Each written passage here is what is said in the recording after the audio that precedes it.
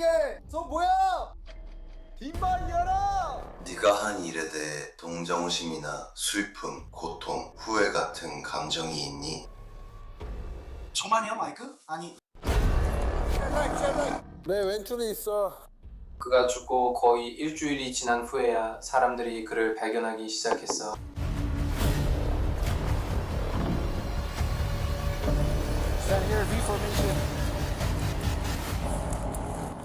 흩어져! 2025년 7월 조지아주 법 집행기관과 미군은 23세 레이너 조이너에 대한 체포영장을 집행 중입니다. 조이너는 조지아주 포트베닝 주둔 미 육군 군인이었습니다. 2025년 여름 조이너와 그의 룸메이트인 22세 데이비드 드그루트는 군 복무를 이탈하고 약 1,400마일 서쪽에 위치한 뉴멕시코 타우스 카운티에 있는 조이너의 가족 소유지로 도망쳤습니다. 하지만 먼저 무단 이탈한 군인들은 친구이자 전 동료인 매튜 맥로플린을 데리러 버지니아로 가기 위해 북쪽으로 차를 몰았습니다. 세 남자 중에서 조이너와 드그루트가 더 가까운 사이입니다. 우리는 군대에서 오랫동안 서로를 알고 지냈습니다. 우리 둘 다 아버지를 잃어 더 가까워졌고 그는 남아있는 다른 형제 자매도 없습니다. 그래서 그는 저를 동생으로 삼겠다고 합니다. 그의 동료들과 달리 맥러플린은 명예롭게 군에서 전역했습니다. 하지만 복무 후에 그는 약물 중독으로 힘든 시간을 보냈습니다. 그는 친구들과 함께 서부로 떠나 고향을 벗어나면 새롭게 시작할 수 있고 그것이 자신이 약물 중독에서 벗어나는 데 필요한 계기가 될 것이라고 생각했습니다. 그는 정말로 이렇게 말했어요. 이건 새로운 시작이야 친구. 버지니아가 지긋지긋해. 내 가족도 지겨워. 라고 했죠. 하지만 매튜 맥로플린의 새로운 시작은 결코 이루어지지 않을 수도 있습니다. 왜냐하면 7월 말쯤에 그는 실종되었기 때문입니다. 맥로플린의 가족과 친구들은 그가 7월에 잠시 뉴멕시코를 떠나 콜로라도로 가서 보훈부와 관련된 일을 처리했다는 것을 알고 있었습니다. 하지만 그가 뉴멕시코로 돌아온 뒤 가족과 친구들은 그의 소식을 듣지 못했습니다. 7월 31일 그의 가족은 실종 신고를 합니다. 맥러플린의 어머니는 차를 빌려 버지니아에서 뉴멕시코까지 아들을 찾기 위해 운전해 가지만 아무런 성과를 얻지 못합니다. 그녀는 경찰에게 맥러플린이 군대 동료 레이너 조이너, 데이비드 디그로트와 함께 있을 거라고 말합니다. 이제 군 탈영경들이 실종 사건에 연루되면서 경찰은 그들을 추적하는데 더욱 강한 의지를 보입니다.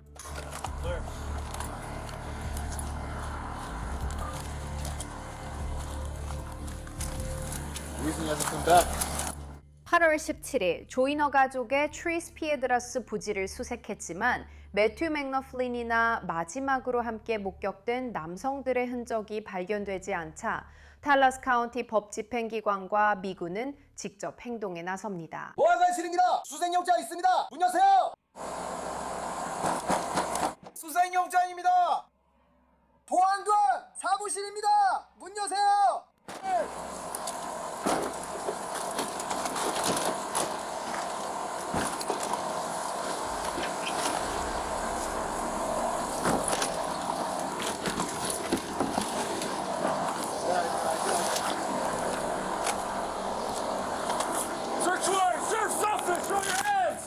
링거스를 여세요. 얼굴 죽음의 기지 왼쪽. 꽉해요.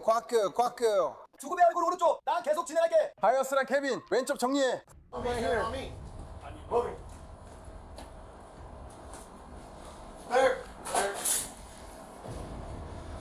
정리 완료. 부속팀 전부 확인해. 집 안에서 형사들은 군에서 지급된 더플백과 AR 탄창, 탄약이 들어있는 검은 상자를 발견해 Want to get your sniper rifle and get up?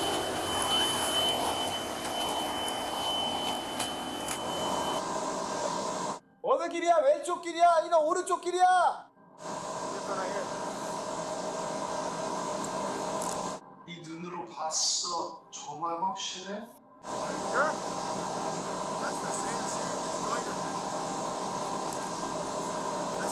총이 꺼졌어.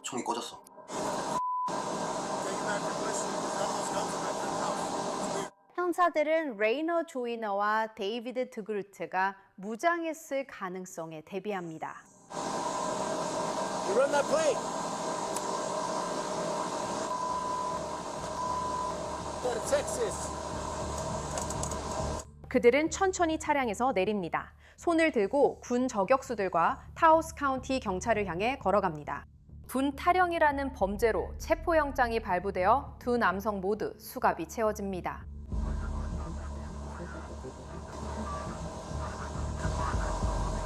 해가 지자 경찰은 조이너와 드그로트를 조사를 위해 경찰서로 데려갈 준비를 합니다.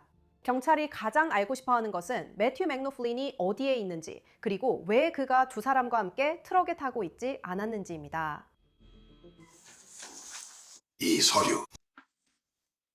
저 펜을 사용해서 네가 원할 때 나에게 자필 진술서를 써줬으면 해. 네가 직접 작성하는 진술서로 설명해줘. 이 사건과 관련된 모든 것을 처음부터 지금까지 또는 지금 이 순간까지 가능한 한 자세하게 써줘. 형사들은 조이너가 종이에 휘갈겨 쓴 끔찍한 진실들에 충격을 받는다. 10월 25일 대략 오후 6시, 7시부터 시작해서 조던 레이너는 집에서 약 600m 떨어진 가장 오른쪽 길에서 맷을 마주쳤습니다. 맷을 만나 저에 대한 소문을 왜 퍼뜨리는지 설명해달라고 했습니다. 그리고 집에 모르는 사람들을 데려와서 마약을 가져오는 이유도 물었습니다. 그는 맷 제가 거기에 자주 오지 않는다고 말했습니다. 그래서 사실상 그곳은 그의 집이었습니다. 어두운 마음 상태에서 저는 제가 가지고 있던 스프링필드 세인트 AR 소총으로 그를 쐈습니다. 저는 그의 시신을 도로 왼쪽으로 40m 떨어진 나무까지 끌고 갔습니다. 수사관들이 의심하기 시작했던 것처럼 매튜 맥라플린은 실종된 것이 아닙니다.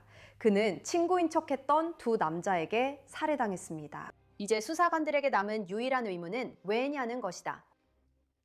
그는 상대가 무례했기 때문이라고 말했습니다. 그는 무례했고 그냥 마약에 빠진 놈이었어요. 예전 버릇으로 돌아갔어요. 쥐를 없애는 게 쓰레기를 치우는 기분이었다고 말해요. 내가 말했잖아요. 그 사람은 소문을 퍼뜨리고 있었어요. 마약을 가져오고 낯선 사람들을 데려오고 있었죠. 이봐요. 주 앞에 사람에게 따졌습니다. 말하라. 화가 나서 배신했어요. 다시는 당신이 실수할 기회를 주지 않았어요. 그래서 그를 쐈어요.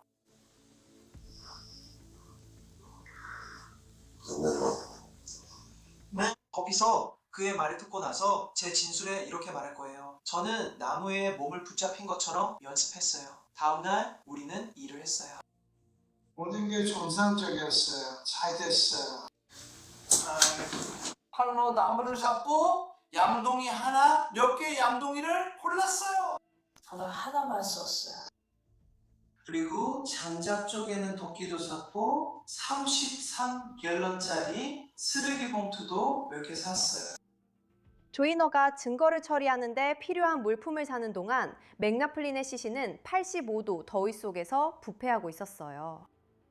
데이비드 드그로트는 형사들에게 이렇게 말해요. 레이너 조이너가 매튜 맥라플린을 쏘고 시신을 처리한 건 사실이지만 분노에 휩싸여서 쏜 건 아니라고요.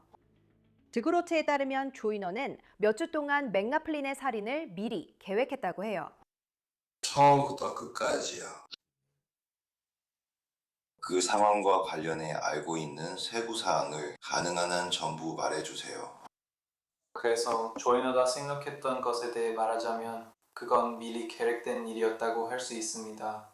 왜냐하면 제가 그에게 말해줬기 때문이죠. 넷은 여전히 약물에 의존하고 있었고 계속해서 말을 하고 소문을 퍼뜨리고 있었어요. 이런 모든 것들이 조이너를 화나게 했죠. 그래서 여러 번 그에게 야, 아니야, 그를 죽이지 말고 그냥 이 부지에서 쫓아내거나 아니면 다시 말을 하게 만들어 라고 말했어요. 결국에는 그가 맷을 죽이는 계획에 따르기로 했다고 말할 정도까지 상황이 흘러갔어요. 나는 실제로 그를 죽일 계획은 없었어요. 그러니까 미리 계획한 건 아니었어요. 내가 그곳에 갔을 때 나는 그에게 마지막으로 모든 것을 바로잡을 기회를 주고 있었어요. 매치는 콜로라도에 있으면서 보훈부 관련 일을 보고 자기 일을 다 끝내고 식료품점에 가서 장을 보고 있었어요. 나는 그와 같이 걸으러 나갔고 우리는 장고 물건을 카트에 싣고 길을 따라 걸어갔어요. 우리가 근처에 도착했을 때 총성이 울렸어요. 네트는 조이너의 소총, 정확히는 AR-15에 의해 오른쪽 배에 총을 맞았어요. 매트는 무슨 일이 일어나고 있는지 알지 못했죠. 그는 나 총 맞았어 라고 말했고 그리고는 당황하기 시작했어요. 그때 조이너가 모퉁이에서 나타나 권총을 꺼냈어요. 그는 그것을 그의 얼굴에 대고 탑을 쏘았어요. 그래서 그의 눈이 부어오르고 바닥에 쓰러지면서 피에 질식하기 시작했어요. 그리고 나서 그는 그 위에 서서 처형하듯이 머리 옆 관자놀이를 정확히 쏘았어요. 최대한 자세하게 묘사해 주세요. 당신이 매트를 죽이기로 결정하게 된 이유는 무엇이었나요?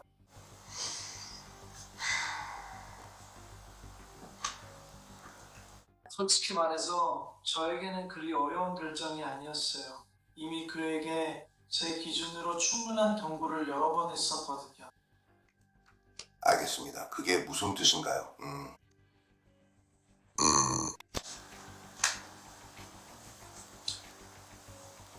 경고야? 제가 이미 말씀드렸듯이 전에 거기에 올라간 적이 있었고 그가 괜찮은 척할 때는 한 번도 폭력적이지 않았어요. 네, 제가 올라갔었습니다. 모르겠어요. 글쎄요. 이 모든 일이 일어나기 한 달도 채 안 됐을 때였어요. 그래서 매트는 계속해서 헛소리를 많이 했어요. 예를 들어 쟤는 여기 사정이 어떤지 몰라 이런 식으로 말이죠. 여기서 우리는 4달 동안 있었어요. 4달 동안요. 그는 7년 동안 이곳에 오지 않았어요. 그는 더 이상 여기 오지 않고 여기는 그의 집도 아니니 그의 말을 들을 필요 없어요. 저도 이 모든 일이 일어나기 약 일주일 전에 그에게 전화를 걸어보려고 했어요. 우리 월마트에서 만난 적 있어요. 그 사람 회 있죠. 제가 아직 실수하고 있어 라고 말했더니 그는 그게 그냥 이러고 있어요. 그가 괜찮아, 뭐 스트레스 받아서 그래 라고 해서 그래 이해해 라고 했어요. 이해해요. 우리 스트레스 받지만 예전처럼 돌아갈 수는 없잖아. 알지? 이 모든 일 이전이야. 야 고양이 들어. 그리고 나는 그냥 그 일부였어. 그 정도는 참을 수 있어. 나는 내가 한 일을 후회하지 않아. 무슨 말인지 알겠지? 결국에는 내가 한 일을 후회하지 않아. 그 사람은 처음 함께했던 사람이 아니었어. 아까도 말했듯이. 하지만 디그로는 매튜 맥나플린의 살인이 계획된 것이었고 조이너가 몇 주 동안 그 이야기를 했으며 맥나플린을 놀라게 할 여러 가지 방법까지 제안했다고 주장합니다. 나는 7월 25일 이 실행 날짜라고 말할 거야. 알겠어. 좋아. 하지만 사실 나보다는 사전 계획의 속삭임에 더 가까워. 그래서 내가 너에게 하고 싶은 질문이 하나 있어. 네가 말하고 있는 그 계획을 나한테 설명해 줬으면 해. 조이너가 만든 넷을 죽이기 위한 계획 말이야. 알겠어. 그래서 그의 처음 생각은 우리가 있을 도로로 올라와서 308 소총으로 멀리서 저격하려고 했다는 거야. 그리고 매트가 다른 도로 쪽에서 내릴 거라고 하자 그의 계획이 바뀌었어. 그래서 그 다음에 조이너의 생각은 내 베레타 권총을 가져다서 보조 무기로 쓰겠다는 거였어. 그리고 그는 자신의 AR을 집어들고 덤불 속에서 기다렸어. 우리가 오길 기다리며 나에게 도로 한쪽으로 걷고 그 근처에선 시끄럽게 하라고 했어. 그래서 그가 매트가 옆으로 다가오는 걸 보면 아무리 어두워도 누군지 걱정할 필요가 없는 거야. 이전에 그게 논의됐을 때 어떻게 논의됐었나요? 그건 직접 만나서 논의됐어요. 매트가 없을 때 그가 조금 일찍 와 있었거든요. 그는 그냥 그 얘기를 꺼내려고 했어요. 왜냐하면 어차피 뼈는 어차피 발견될 거라고 생각했거든요. 두 이야기 모두에서 조이너가 친구를 살해하는 데 보인 냉정하고 무자비한 태도는 변함이 없어요. 그들이 다시 육지로 돌아가서 그 장소로 올라가 그의 머리와 손을 잘라내고 시신을 자루에 넣어 하버 프레이트 양동이에 넣었어요. 양동이에 담아서 그 다음 주 수요일에 다시 산을 내려왔어요. 아마 30일이나 31일쯤이었던 것 같아요. 수요일 늦은 밤이었어요. 이미 동물들이 들어와 있는 걸 발견했고 과정을 더 빠르게 진행하기 시작했어요. 그의 아래 다리와 아래 팔을 잘라서 봉지에 담아 따로 두고 몸통도 봉지에 담았어요. 그는 모든 걸 다시 내려서 6, 7마일쯤 더 위쪽에 있는 다른 종류의 장소로 갔다고 했어요. 맥로플린의 팔다리와 몸통은 각각 다른 가방에 담겨 고속도로 옆에 버려졌어요. 수사관들은 매튜 맥로플린의 머리를 또 다른 가방에서 발견했어요. 탐수에 사용된 무기는 도끼날이 달린 슬래지 해머였어요. 그 목적을 위해 우리가 가게에서 특별히 구입한 것이었죠. 거기서부터는 거의 모든 내용이 사실과 맞아요. 하지만 며칠 후에 저는 시신을 토막내기 위해 양동이와 도구들을 샀어요. 그리고 왜 당신은 그를 토막내기로 결심했나요? 그를 처리하는데 가장 합리적인 방법이었어요. 거기는 화산암 때문에 뭔가를 묻을 수가 없거든요. 그래서 아무것도 제대로 묻을 수가 없어요. 그래서 그를 토막내는 게 최선이었어요. 왜 그의 시신을 처리하려 했죠? 제가 그를 죽였으니까요. 조이너에게는 매튜 맥로플린을 죽인 후 시신을 훼손하는 것이 당연한 다음 단계였습니다. 수사관들에게 덜 명확한 것은 왜 디그라트가 그를 도왔는지입니다. 그가 미리 저에게 말했어요. 그는 너 이 일 나랑 같이 해야 해 라고 했습니다. 너 이 일 나랑 해야 해. 아무한테도 말하면 죽일 거야.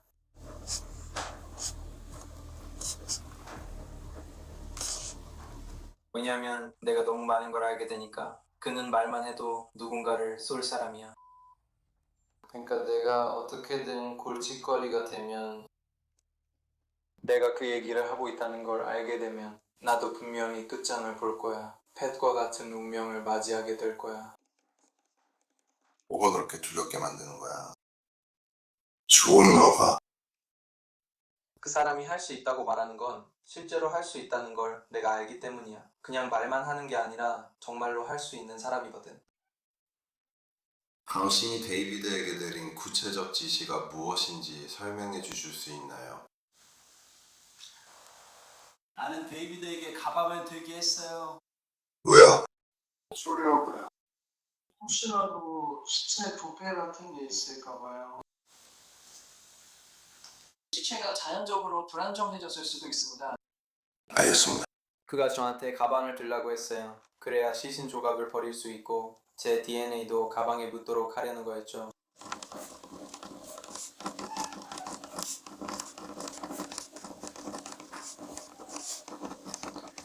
그걸 어떻게 하시죠?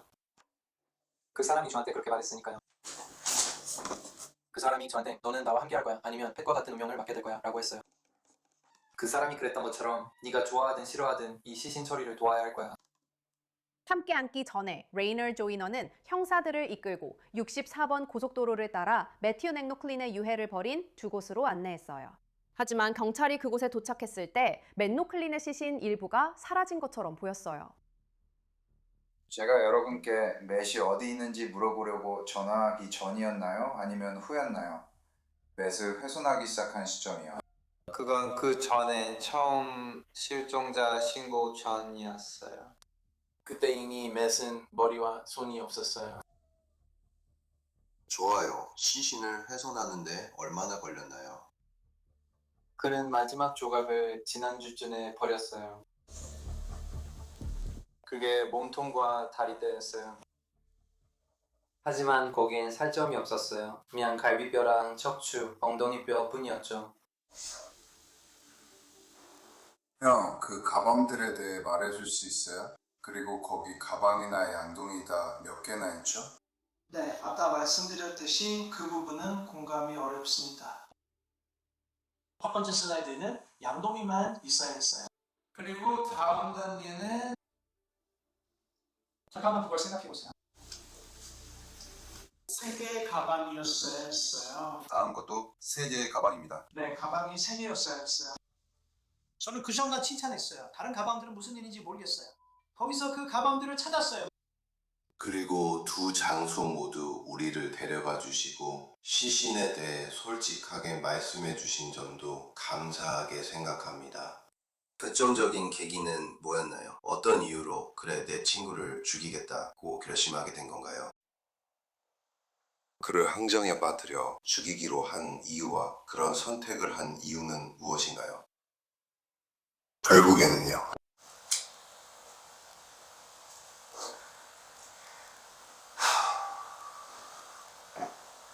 내가 전에 했던 말들은 다 별거 아니었어. 난 그런 거 참지 않아. 다시는 그런 걸 참지 않겠다고 스스로에게 다짐했어. 나는 그에게 기회를 계속해서 줬어. 알겠어? 그리고 매번 우리가 뭔가를 할 때마다 그는 마치 내 얼굴에 대고 숨을 맺는 것 같아. 이제 매튜 맥노플린의 잔혹한 살인사건 이야기가 밝혀졌으니 수사관들은 처음부터 머릿속에 맴돌던 질문을 그의 살인범에게 물어볼 기회를 얻게 되었습니다. 그는 조금이라도 죄책감을 느끼고 있을까요? 그리고 그렇게 오랫동안 군대에서 함께 복무했다는 사실에 대해 어떻게 느끼십니까? 당신이 그를 데려갔잖아요. 그를 여기로 데려가서 냉혈하게 죽였고 당신이 신뢰하던 누군가와 짜고 그를 함정에 빠뜨렸죠. 당신은 당신이 아끼는 누군가에게 또 다른 소중한 사람을 함정에 빠뜨리게 강요해서 그를 살해했습니다. 그리고 나서 그의 시신을 토막냈죠. 시신을 처리하기 위해서요.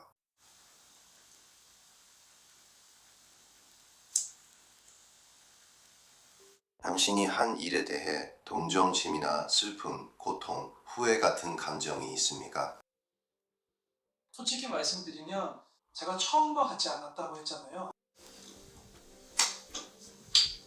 23세 레이너 조이너는 1급 살인, 치명적인 무기로 인한 가중폭행, 폭력범죄를 저지를 의도로 한 가중폭행 혐의로 기소되었습니다. 살인 공모 및 증거인멸 혐의도 포함되어 있습니다. 이 범죄에서의 역할로 22세 데이빗 듀그로 역시 1급 살인, 살인 공모, 증거인멸 혐의로 기소되었습니다. 2024년 9월 판사는 이 남성들이 육군 출신 매튜 맥로플린의 살인 및 시신 훼손 혐의로 재판을 기다리는 동안 토우스 카운티 구치소에 계속 수감될 것을 명령합니다. 매튜 맥로플린의 가족은 여름 동안 그를 찾기 위해 들인 남은 비용을 충당하기 위해 고우펀미를 운영하고 있습니다. 링크는 Law and Crime 설명란에 있습니다. 저는 크리스틴 손입니다.